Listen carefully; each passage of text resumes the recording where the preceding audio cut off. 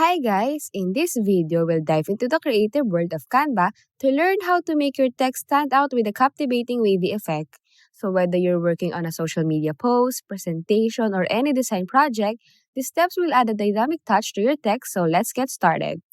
Okay, so begin by opening the Canva platform and either start a new project or access an existing one. Now once in your design, navigate to the left sidebar and select the Text tab. Now, insert a text element onto your Canva and input the desired text into the text box. Now, after entering your text in Canva, make your way to the top toolbar and spot the Effects tab. Okay, so within this tab, you will find the curve option. Just click on it to open up the curve settings. Now, dive into the creative process by adjusting and fine-tuning the wave shape.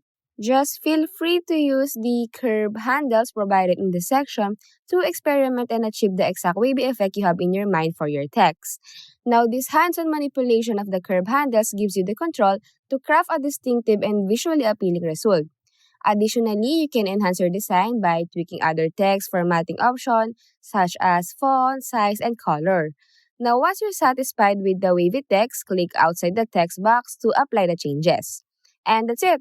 You successfully crafted captivating wavy text in Canva, adding a unique flair to your project.